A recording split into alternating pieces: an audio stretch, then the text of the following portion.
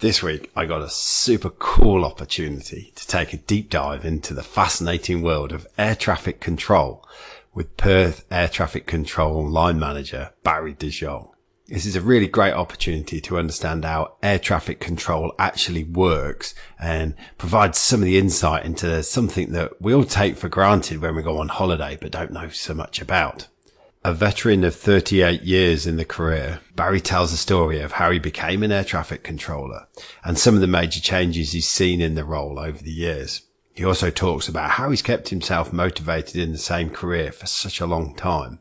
It was through discussing what are the key skills of an air traffic controller and how they can be transferred to everyday life that we really yielded some of the fascinating insights and context about decision making and about not overthinking things, something I think we're all guilty of from time to time. Barry's wisdom from years of service really do shine through, and you'll be struck by his enormous gratitude for the opportunities his career and his life in Western Australia has provided him. We also discuss the importance of having personal goals outside of work to keep us motivated and fresh. And Barry talks through some of his numerous personal achievements as he talks through his running marathons and Ironman triathlons and also a solo swim to Rottnest like myself. I'm sure you're going to enjoy this podcast. So enjoy Barry.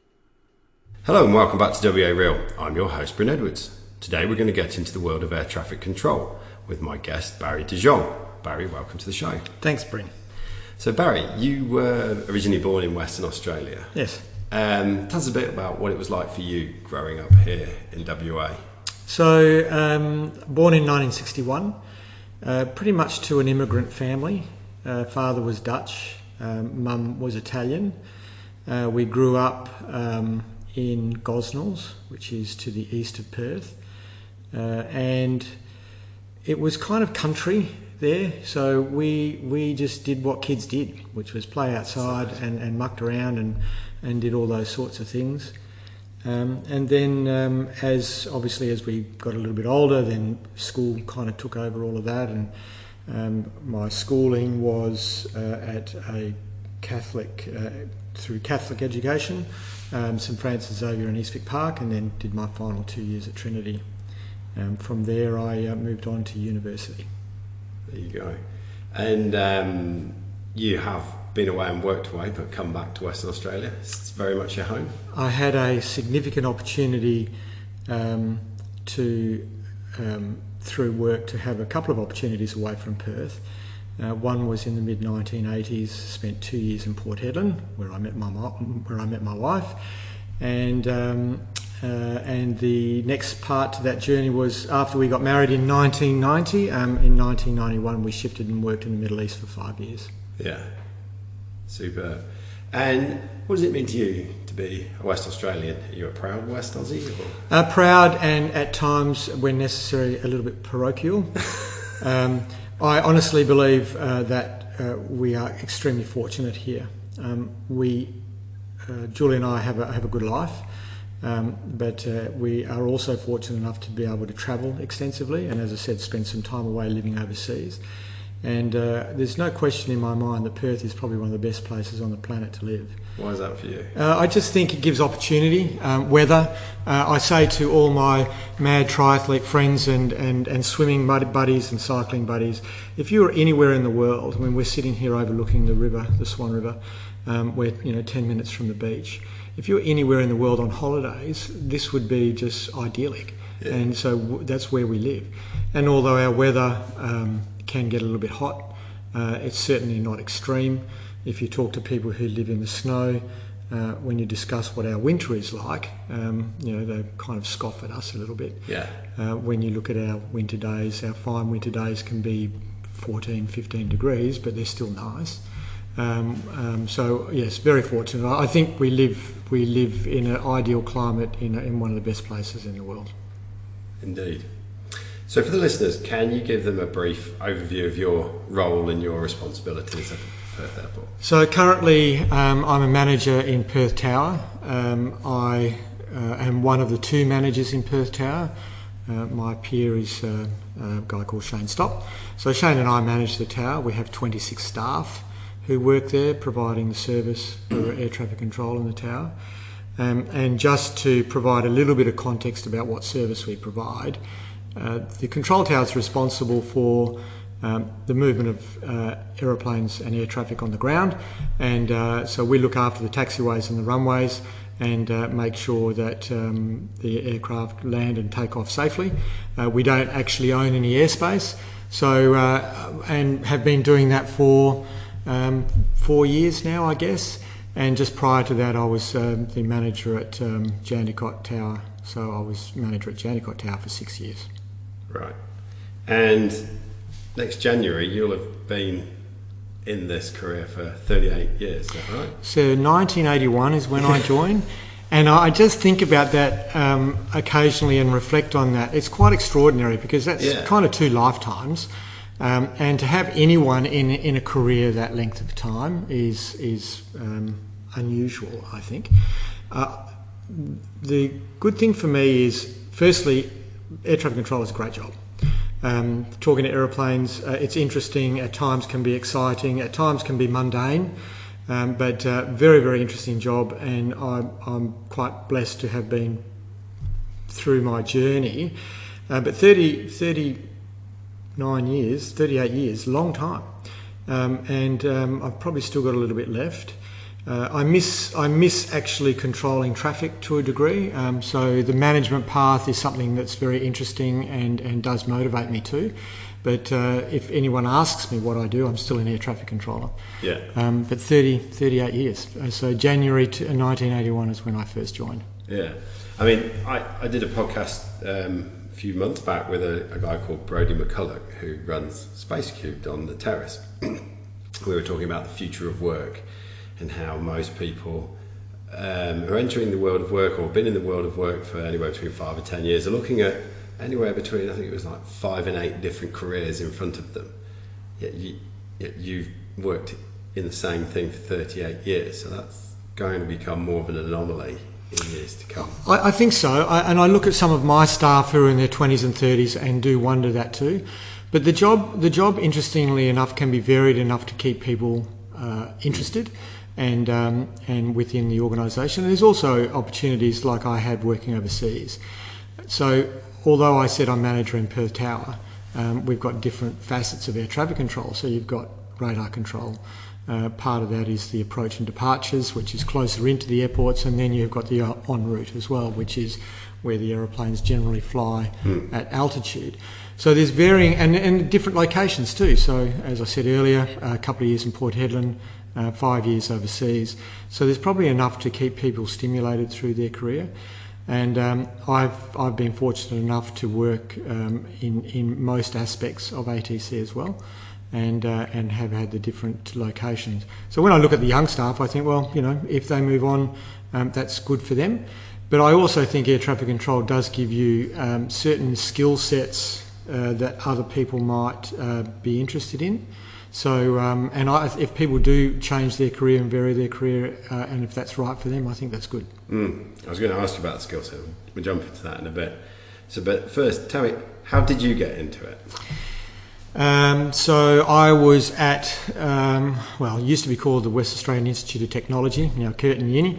Left school, thought I was doing the right thing by doing a double major in computer programming and systems analysis. At that time in the late 80s, that was kind of the career, computing. No great interest, but it was just more of a good choice, I thought. But going back, logical choice. Yeah, exactly right. But going back one step, I've always my wonderful parents have given me the travel bug, so I've always wanted to travel, and I thought that I wanted to become a pilot purely and simply because of the travel, not because of a great interest in aviation. That didn't transpire, so I started going to Wait and doing my degree. And I happened to meet somebody whose brother was applying for air traffic control, and I thought, air traffic control, aeroplanes, travel. So that was the connect. I left. And it was no deeper than that. There was no deeper than that, and I left with 3 subjects short of my degree, and joined one of the many iterations of the company that I've worked for, because in those days we were Department of Transport, I think, and we were public servants, and joined. And I only recently, in the last few years, asked my mum, because I think I was 19 at the time, what did you think about the fact that I left uni to go to become an air traffic controller? And she said, sounded like a good job, sounded like you knew what you were doing, and as we've already discussed, here I am 38 years later, and have not enjoyed 1 minute of it. It's been terrific. So serendipity, I guess, but it's been great. So what has kept you motivated over 38 years? Yeah. Interesting question. I think that that must have changed. It has. And look, I think you touched on technology just before. In the early 1990s, the sort of type of technology that we were using was adequate, but has changed significantly over the years. We have. It has gone in leaps and bounds, I guess, to a degree, from what we describe as raw radar, which is where you're looking at a radar signal that is basically painting everything it sees, to a computer-generated display which filters all that out and then shows us what we would like to see, plus a few bells and whistles to help us with safety, to the next iteration that we're going to, which is going to be that and more. So it's not only has been the interest in seeing the changes in technology, it's also the fact that over the years it's got, I guess, to a degree, a little bit busier. The technology helps with that. But again, as I said before, it's also the case of having the opportunity to do different facets, and be able to have the opportunity to work overseas and work up north and then contribute in other areas within our organisation. I mean, one of the things that strikes me is that there's always going to be planes around. They're always going to need to land safely. So I suppose at the heart the job stays the same, but just the way you approach it. There's always going to be, I guess, looking forward, people often ask, is there's going to be a need for no pilots? Is there going to be a need for no air traffic controllers? And I can't see that on the horizon yet. Certainly the technology will be there. It's kind of like driverless cars. The technology is there, but it's whether the public appetite is there for to be able to sit on an aeroplane that's not being flown by a pilot and know that on the other end, sitting behind a radar screen, there's nobody. There's certainly lots of technology in aircraft and in the ATC system that will prevent aircraft collisions, but whether or not it provides the appropriate amount of safety, that will play out in the future. But given that we already do most of the air traffic control from two centres in Australia, in Melbourne and Brisbane. Yeah, could you just, for the listeners, because I was very fortunate enough to be invited up to the Tower a couple of weeks ago, and you were telling me how there's different parts controlled by different centres. So could you share that with the listener? So to come from the bigger picture down to the to what we do in Perth Tower, Australian airspace is probably the largest piece of airspace in the world. We call them flight information regions, and ours is split up into two from about Sydney up to the northwestern and Western Australia, and everything to the northeast of that is controlled from Brisbane Centre, and everything to the southwest of that is controlled from Melbourne Centre. So when you come down to Perth, we control from Perth the approach departures unit controls out to 36 miles, and then everything outside that is done from Melbourne Centre. Yeah. Then when the aircraft comes into land, that's when Perth Tower takes over. So when the wheels are coming down? When the wheels are coming down, or when they're taxiing out to take off. Yeah. So when to give you a small flight thread, when an aircraft taxis out, we talk to them, we make sure the runway is clear, we clear them for takeoff, and then we hand them straight over to Perth Departures. They make sure that everything's... They're also located in Perth. They're also located in Perth.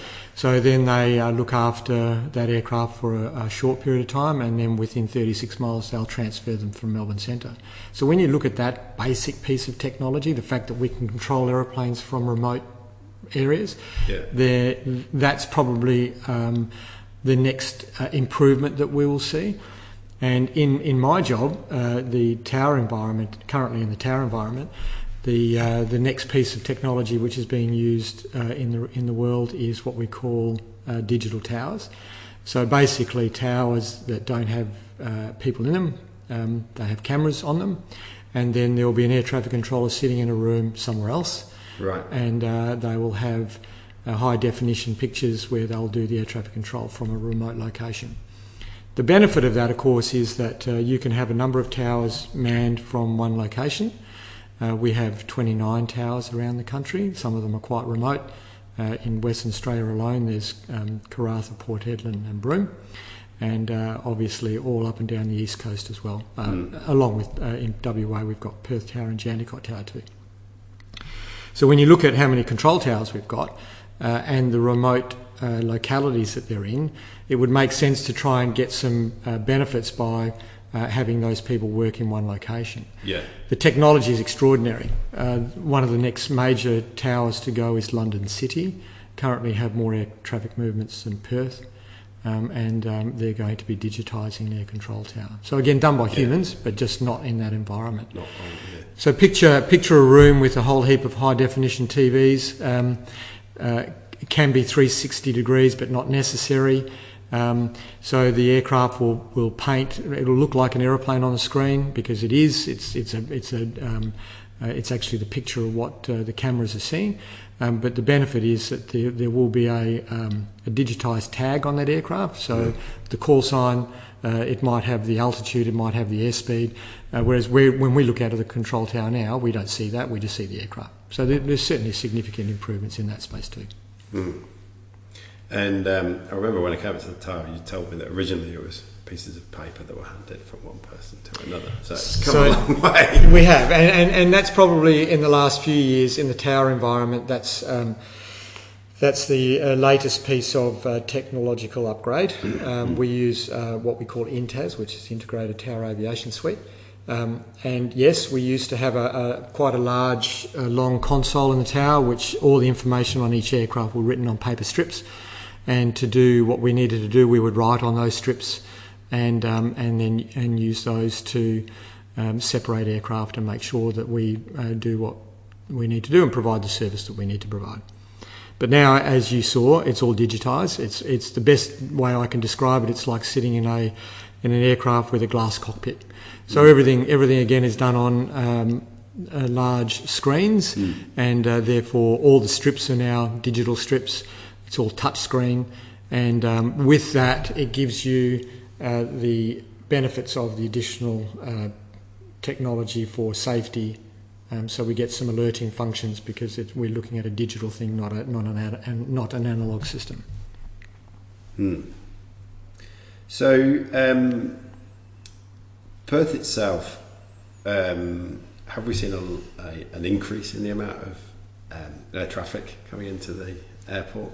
So the media would tell you over the last period of time that we are probably 15 years ahead of predictive air traffic movements, right, driven mainly by the recent mining boom. And so most of the mining in WA is now done by fly in, fly out. So most of those people live in fact, all over WA and sometimes in the eastern states. So air traffic movements in Perth have risen substantially. Over the last 2 to 3 years, it's flattened out. There's probably a couple of reasons for that. With Apex the boom? No, Apex the boom, but also the fact that when mine sites come online, they can use slightly bigger aircraft, so therefore less aircraft movements. So passenger numbers are still increasing, but certainly air traffic has plateaued a little bit. But I mean, again, the media would suggest that the next mining boom is happening because of the amount of infrastructure that's in the pipeline for the Pilbara and Midwest coasts, etc. So I guess we'll see an increase in traffic. The technology aids with that, of course. So whether it's the radar system that we're using or whether it's the INTAS system we're using in Perth Tower, it enables you to move more air traffic. if I look back at my career, when I first started in the early 1980s, the radar was up at Kalamunda. The guys that used to sit up there only used to provide radar service if it was necessary. So if the aeroplanes were close together, they would get a phone call and say, "Can you help us out with these few aeroplanes?" Now that's obviously moved on now because we have aeroplanes pretty much all over the hours of the day. We still have peaks and troughs at Perth. Yeah. So the mining still drives most of what we do. In the mornings between 5:30 and 8 o'clock in the morning, we can have upwards of 70, 75 departures out of Perth. Of course, when they all leave, they all want to come back. Yep. That starts about 10 o'clock and they start to come back into Perth and land, and then they do another little push in the early afternoon around 2 o'clock, head out again, and then they come back in the evening. So we have a few peaks and troughs, but we have systems in place. We have traffic management plans in place to try and flatten that out. Yep. Because we can have 6 aircraft who want to leave at 6 o'clock in the morning. Now that's not going to happen. And rather than having them sitting on the taxiway or waiting to push back, ready to go to taxi, we kind of flatten that out a bit by telling them exactly when they can and can't go. So there's systems in the background that do that. So I guess, in the media we've seen a lot about the direct flight from Perth to London. That's probably just another plane compared to what goes on with the mining. This is going to sound a bit trite, but it is for me. It is for you. Yeah. It's still amazing. I still look at aeroplanes, particularly wide bodies, whether A330s. We don't have many 747s flying into Perth, but the 787. It's extraordinary. I still find the whole thing amazing. Seeing an aircraft move down the runway and get to a speed which doesn't look very fast, and they're able to take off. And then to fly Perth to London direct, I think it's currently the third longest route in the world. That's amazing. I still get amazed by what I'm involved in. Yeah. But as far as I'm concerned, it's still another aeroplane that I've got to make sure that gets away safely. Yes. And make sure that we provide the appropriate service for that aircraft. Yeah. It's another dot. It can be another dot, and to a degree, if you ask most air traffic controllers, they don't think of aeroplanes as things with 300 people on board. They think of them as just dots. It's not quite a computer game, but if you start to think about the lives involved, it would probably be a bit more stressful than it needs to be. Yeah, but I read an article ages ago that it's supposed to be one of the most stressful jobs. Bryn, that's people ask. When I came to the tower, it was like this. It's like this cathedral of serenity. Yeah, so I guess, Bryn, for me, people ask me that a lot, and I think being a checkout person at Coles and Woolies can be as stressful. Yeah. But I guess the difference is the consequences of what can happen if things go wrong. And we tend not to think about that. We have quite a robust safety management system. We have separation standards to make sure that we keep the aircraft appropriately apart. We have good training. We have regular ongoing training. And those sort of things that happen through the process make sure that everything does stay serene. Yeah. You also would have noticed when you were in the control tower that it was quiet, and that's because we have an environment there where you don't actually hear the air-ground program of the aircraft talking. It just goes straight into the controller headset. So the only things that you will hear is what the controller is saying. Now we can turn that on, and for people when they're visiting, sometimes we might do that so they can hear what the aircraft are doing and saying. But in a general sense, we try and keep it calm, because obviously in a calmer work environment, it just makes you a little bit more productive and makes the job a little bit easier. I also think that with stress, it's how you manage that.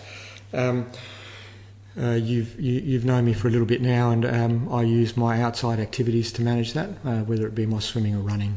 Yeah. And I think it's quite important that we have our stress releases to ensure that we manage that. I just listening to you and thinking about it, if you were to go to work every day thinking, I've got this many lives at stake, it would do your head in. Oh, it would. And look, understand. Not turn to play it. No, and understand that our expectation as managers is that the staff prepare themselves to come to work.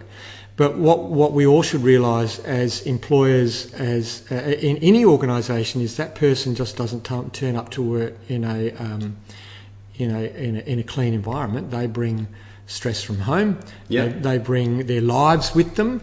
And but again, with the training, the expectation is by the time they sit down, we expect them to do their job appropriately. But again, there's all these outside influences that can impact on any job. And as you said, the trouble with ours is the critical nature of it. It can have a little bit more of an impact. And I would like to think that most air traffic controllers are extremely professional individuals. And if there's anything that's affecting their judgment, that they will stick their hand up, firstly ask for help, or ask to be have a break or move away from the console. Does that happen? Not very often. You'll find that we have regular breaks through the day, but asking for support and help when it gets busy. The best way to describe it is if you're in a gym and you're pushing some weights and you only need someone's finger just to help you do that last set. It's the same with air traffic control to a degree. As long as you know that someone is watching and helping, it just makes a busy situation a little bit more relaxed, and knowing that they can make sure that you're not missing something. So it's just providing that little bit of extra support when it's needed. We've got supervision in the tower. In a general sense, even though people's jobs are quite specific, one person is doing ground control, one person is doing clearance delivery, one person is doing aerodrome control, we're all kind of looking out for each other too. So what are the skill sets involved that that get trained up and make a good air traffic controller? I guess slightly OCD helps. It's reassuring to hear as well. I heard a long time ago there used to be a theory that when you're looking at it's not generally IQ based, but if you're looking at an IQ value, you would take out the top 10% maybe, because too analytical. Then you would exclude maybe the bottom 60%. And I'm only saying these words just to give you a bit of an idea of where not people fit in the spectrum, but the type of person that we might look for. It's not based on IQ, it's based on skill. So we'll look at different levels of capability in different circumstances.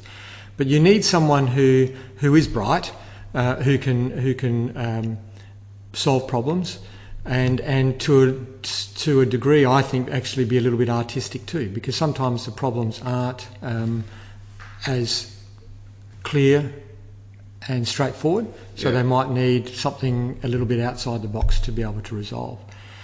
I've been a little bit involved in the recruitment space, and so we would do our normal psychometric testing, but if people are successful through the psychometric testing, if they turn up for our recruitment day, we do this one test which is called the interrupt test. So a person is actually doing a task.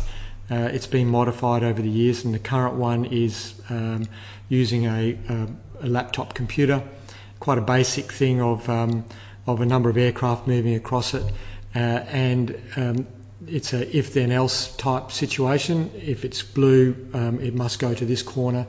So there are some rules that you must follow. But then on the side, there will be something else that goes on, and that you must leave that task, which doesn't stop, because air traffic control doesn't stop. Yes. Aircraft still fly. So then you must move to another task and solve another problem. So we're looking for people who can solve problems in a moving environment and solve many problems at the same time. So that's probably the idyllic skill. Sometimes that's learnt, and you certainly can pick that up over the years. But when in the recruitment phase, sometimes you can see people that they're just natural at it too. Yeah. So, and then the other things on the recruitment day that we'll do some basic air traffic control functions. Yeah. And we're not expecting people to be air traffic controllers. What we're expecting them to do, we give them a rule set, and we expect them to follow the rules.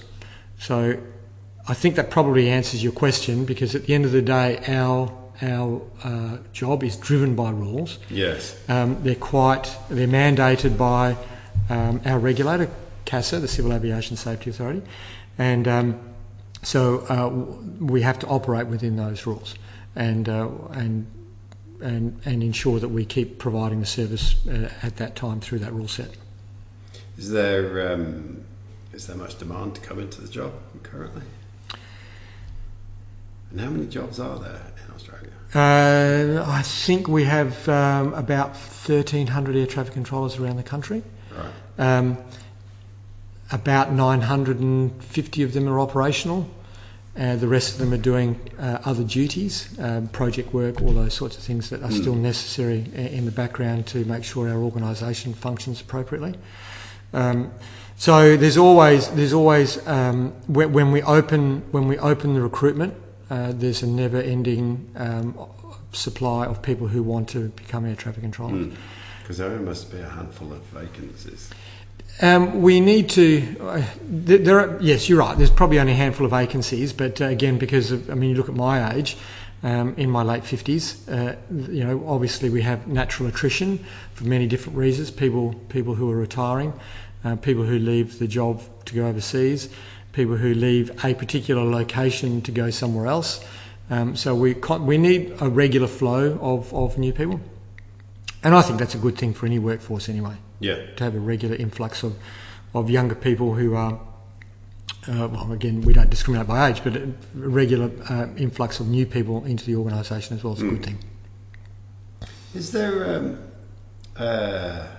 just that struck me this morning, is there different methodologies around the world? Or is it all pretty much the You were just about to say the phrase. I would have to describe it as all pretty much the same. Yeah. In fact, if you looked at the different books that we use, which codes our rule set, they would all be very, very similar. Right. In fact, most air navigation service providers around the world are signatories to ICAO, the International Civil Aviation Organisation, and most of the rules come out of ICAO, and then those rules are coded for each location. So there might be nuances, but in a general sense, they're pretty much the same. I just wondered that when you said that people go off and work in different places, like you yourself have. Essentially, the job's the same wherever you go. The job is the same, and at times the rules might be slightly different. So and the other thing is you have to learn the local knowledge. So in my circumstance, it was Bahrain and Abu Dhabi, and very different to talking to aeroplanes in Perth, and has its own complexities. So you kind of have to adjust to that, but the basic rule set is the same. So of the skill sets of being a air traffic controller, how have you found them transferable to making you successful in other parts of your life? It helps you with decision making, and again, a long time ago I heard that in the financial services industry, you talk about people who live in stressful jobs, work in stressful jobs. The financial services industry, particularly share traders, that's highly stressful. There was companies that I knew that were actually targeting air traffic controllers for that type of work. So highly stressed environments, able to make decisions quite quickly. For me, I think that it certainly enables me to make a decision, but I actually like to switch off when I come back from work too. Right. So I try and not bring my work home and just look to being more of a normal person when I'm at home. And when I say that, I just mean enjoying life and enjoying the gifts that I've been given. Part of those gifts is what my work supplies me, which is an income. So then Julie and I can enjoy things outside of work. It's interesting you're talking about decision making. Do you think that because of the fluid environment and the sort of you've got to make a decision, does that actually help make a decision? Because I think sometimes we get overloaded with information, or we end up with too much time to make a decision, and then we end up procrastinating. I would agree with that, and it's a great phrase I've been introduced to recently, which is "done is better than perfect." Exactly right, and exactly right. So it's actually a very good way to describe it, because if you're in a scenario at work, if you sit there and do nothing, it will only get worse. So if you do something and intercede, even though it might not be the best plan to start with, you've interceded, and therefore you can adjust as necessary. And that's the other point too. When I talked about the creative part of air traffic control, again, we have to operate in a rule set, and we have to think ahead of the game, because that makes your job a little bit easier. So you have to be able to project and plan, so you have to know kind of which way things are going. But the key to that too is being able to adjust the plan, because if you stick to that plan, things can slightly change. Yes. And if you're not going to adjust to that, then it's only going to make it worse. So you have to be able to look at a situation, have a plan. As things change, then change the plan as well. Yeah, and I suppose it's not been too married and invested in that plan, because the reality of the situation means you do have to change it.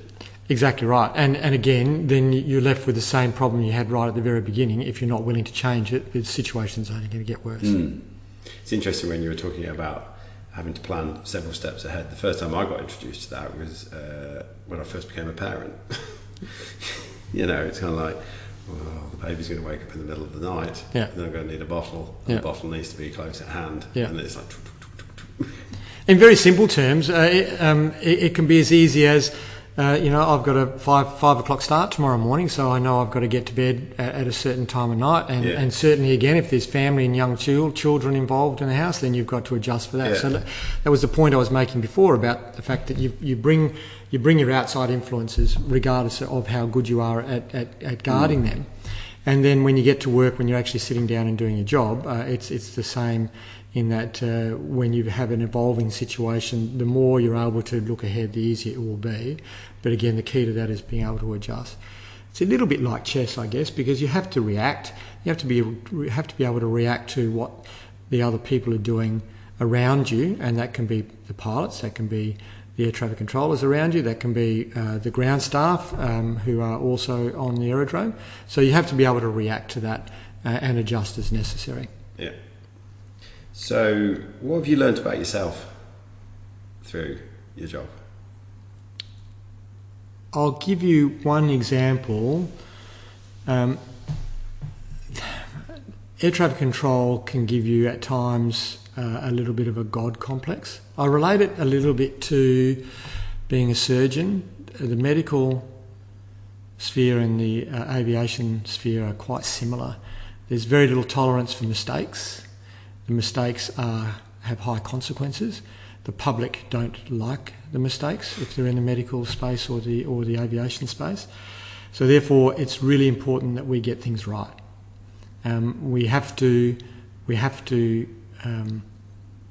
quite critical of what we do, and we can have a shift and think, that didn't quite go how I would like. It doesn't mean you've done anything wrong, but things didn't quite happen exactly as I would like. So you might be beating yourself up a little bit on the way home. Next day, everything sort of turns to gold, and everything you say and do goes exactly how you plan. Yeah. You spend all your day telling people what to do, and they do it. So out there in the sky. And they need to mind. So because if they don't, there's consequences to that. So you can come away thinking that maybe you're a little bit more special than what you really are. But I think most people also are able to take that half step back and realise that they're just part of the normal community doing an important function. For me, that came about, I had a very unfortunate circumstance through my career when I was in Port Hedland in the mid-80s. I had an air traffic controller sitting next to me, and without going into a great deal of detail, he had a heart attack and died. And that was an extremely confronting time for me, and it happened quite early on in my career. And it just made me realise that I'm flesh and blood like everybody else. Yeah. And it kind of just made me realise that we're just all here part of maybe a grander plan, and as long as I just get through life and don't upset anybody or hurt anybody along the way, then that's a good thing. So that's a general sense about my life. Yeah. But within my job, it's kind of a little bit the same. I make sure that I go to work and do the best that I possibly can. Support my organisation the best I can, and then deal with the challenges as they arise. Do you feel quite grateful that you've found something that you're obviously listening to, you enjoy? It gives you a great sense of reward both in the job and outside of it. that's easy for me because I still think, even though there was a little bit of serendipity involved in how I got here, it's almost like my die was cast. It's one of the best jobs ever.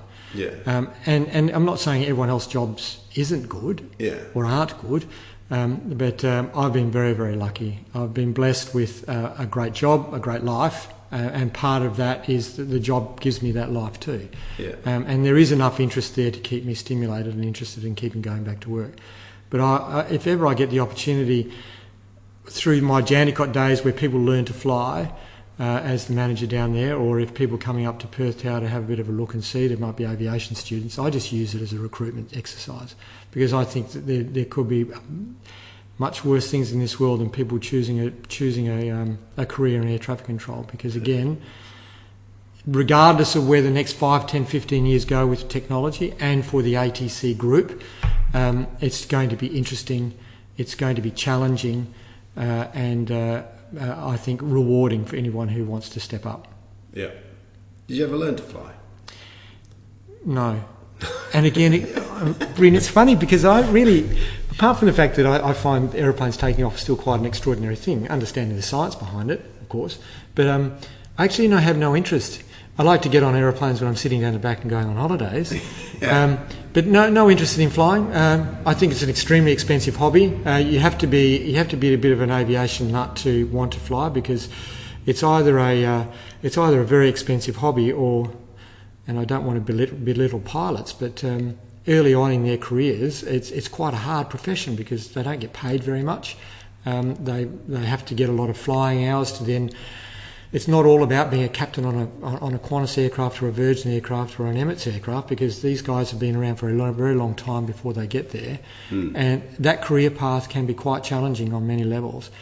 But ATC is different because you're generally paid reasonably well from the start and the career is interesting. So for me, that was always going to be a no-brainer in that circumstance. Have you got an amusing story you can share? Not one that I could probably say over the podcast. I know I will share one. When I worked in Port Hedland, and back in those days, our organisation provided nearly every facet of the service provision on an aerodrome. We used to own houses in Port Hedland where people's staff used to stay. We used to do all the electrical work on the aerodrome because we owned the aerodromes in those days. So we did all the electrics, we did all the air conditioning, all the radio stuff, and we still do parts of that now. But in those days, our organisation did everything. And there was a air conditioning mechanic who was a lovely young guy, and when he first joined in Port Hedland, he got his vehicle. In his vehicle, it had a radio, and to cross a runway or to go onto the aerodrome, you do need a clearance from air traffic control. And people would know that when you speak on a radio, often at the end of the radio, you can hear the clip of the radio making a funny kind of scratching noise, which indicates the end of the radio transmission. It's a long time since we've said over and out and those sorts of things to indicate the end.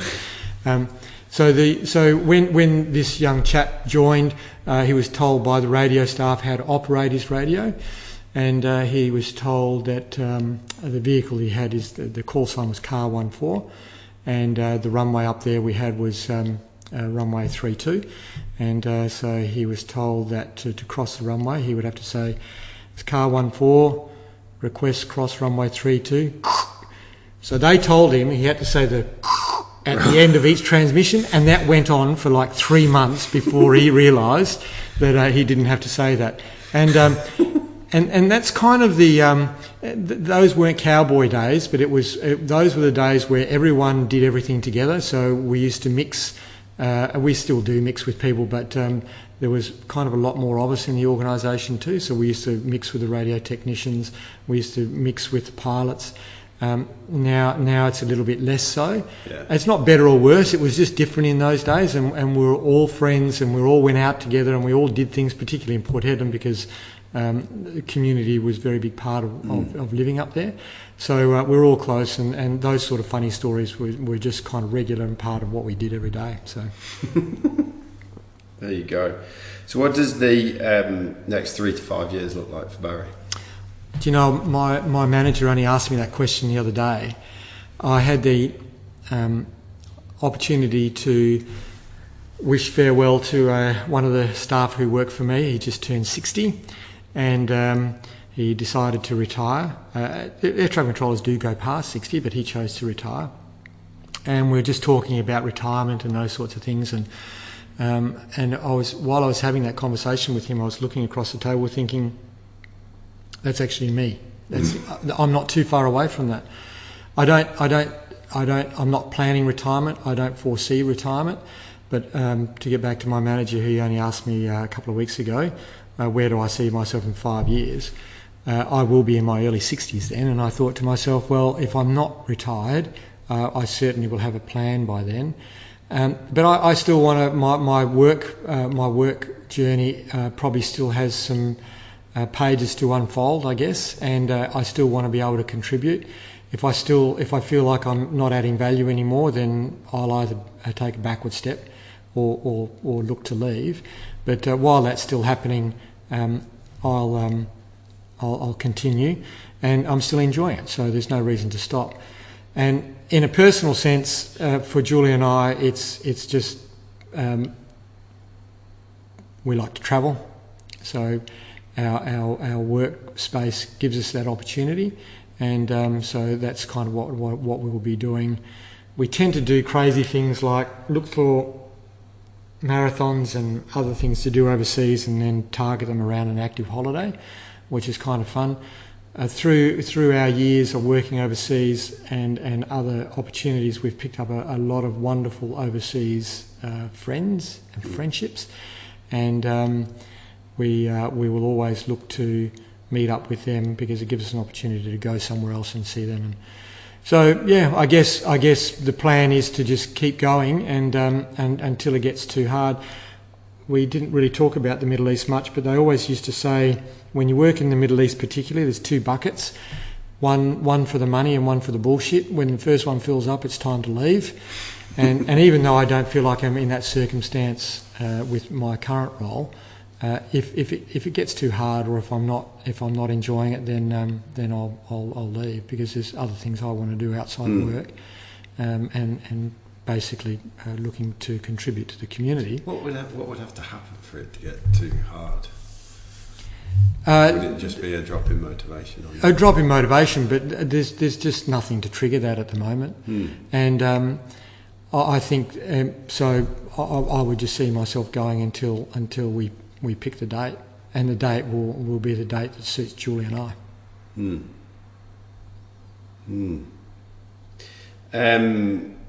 So you mentioned marathon swimming. What are some of the things that you do to keep yourself grounded? Because it strikes me as an intense but also sedentary job, sitting up in the tower.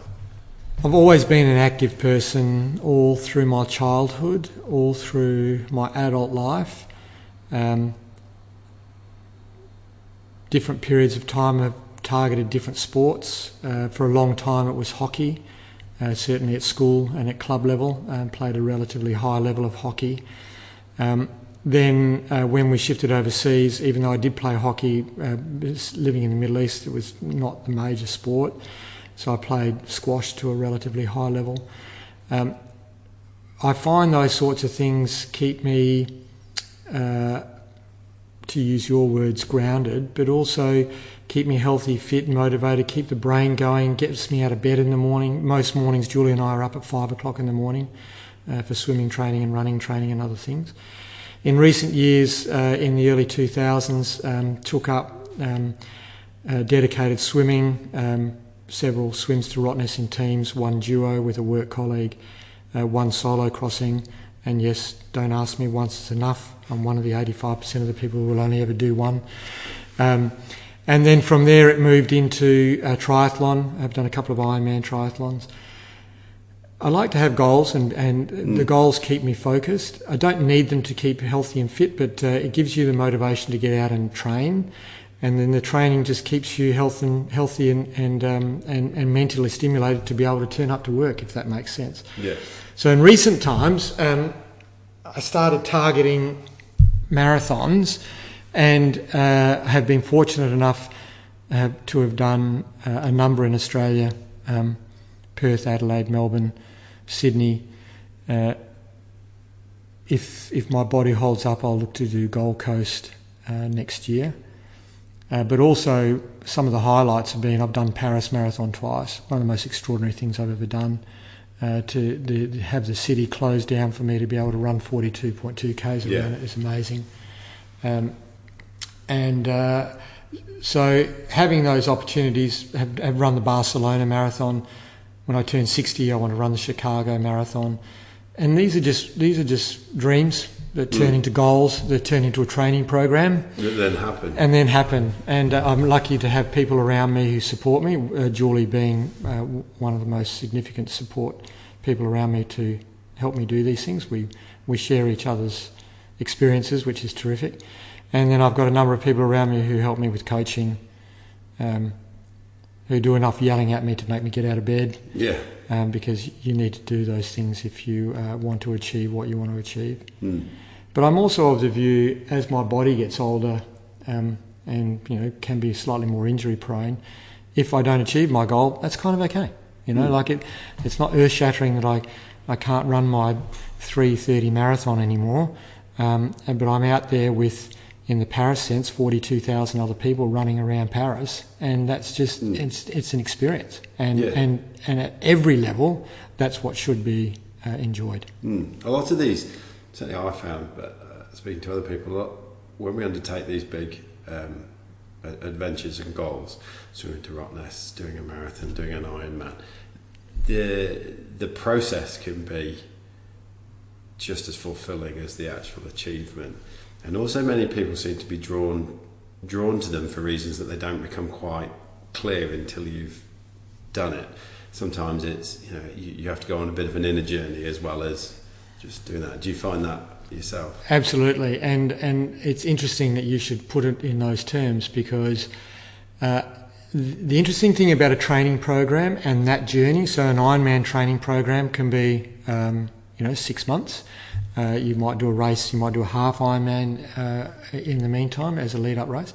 But to use that as an example, what I've found is it's quite a isolating, insular sport. And yet what I realised through my training program is actually I'm influencing a lot of people without even realising it. People are speaking to me and asking me questions and looking at what I'm doing and not admiring me, but just thinking, that's pretty dumb, that's pretty amazing. To want to do that. Swim to Rottnest the same. I mean, goodness me, swimming nearly 20 Ks across that channel. In fact, I nearly died 4 weeks before in a scooter accident. And the biggest thing that happened to me that came into my mind when I was in hospital was not the fact that I nearly died, but the fact that I wasn't going to swim to Rottnest. Because you set that goal, and you want to get across. But again, it's only after the fact that people start asking you questions and realise that they've actually been more part of your journey than you think you have. Because again, swimming, isolating sport because it's kind of individual. But the other thing, Bryn, I like is you and I were together on Christmas morning. Yeah. And not because we were meeting up, it was because we're down there with a group of people who like to be down at the beach and having a bit of a swim.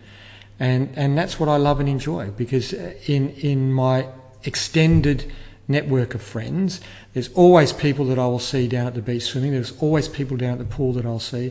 There's always people out on the bike that I'll see that I can always say hello to, because they're just there. And I find that to a degree reassuring, but really lovely. And again, coming back to where we started, there's a lot of that going on here in Western Australia.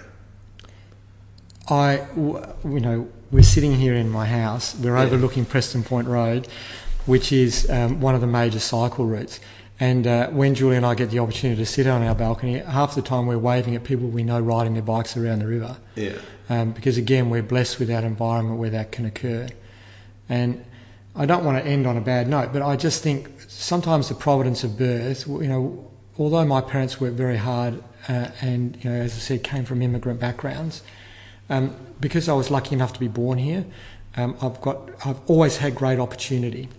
And yet, someone born in Afghanistan or Iraq, just purely and simply by where they've been born, they have less. And I think we should all take that half step back occasionally and realise how lucky we are. Because, day like today, we're absolutely blessed. Indeed. If you could go back to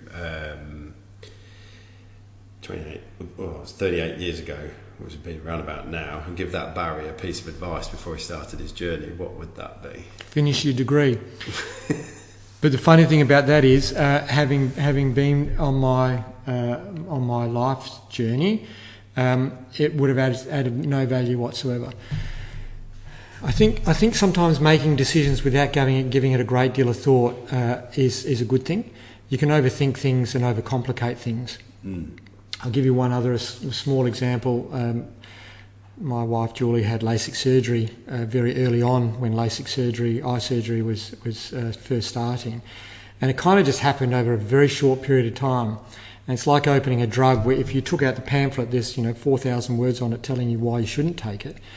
But I think we should often take the opportunities as they present themselves, and then grab things with both hands and just give everything a good shake, because life's too short. We after we got married, I was chasing this job overseas in Bahrain, and again, not thinking about it too much. Right, that's leaving home. I come from an Italian background. Leaving home, that's a big thing, and leaving my mum, it was devastating for her. So I chased this job, had the interview, and nothing happened. And then someone else who had an interview at the same time got the opportunity. And so I rang them up and I said, I'm still interested. And they said, can you start in March? And I dropped the F-bomb a few times on the phone, because it meant that we were going to be packing up and we were going to be leaving. And again, it was just the best experience, living and working overseas, working in the Middle East. And this was at the end of the First War, right? So this is 1991, where Iraq invaded Kuwait. It made that job and that time extraordinarily interesting. And when you look at what's happened in the Middle East through history, that was quite an extraordinary time. And then you put in a young man from WA who went there to do air traffic control. That's just mind-blowing in itself, right?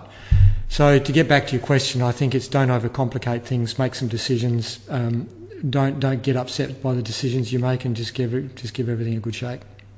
Awesome. Barry, it's been an absolute pleasure to talk to you today. Thank you, Bryn. Thank you very much for your time. Thanks, Bryn.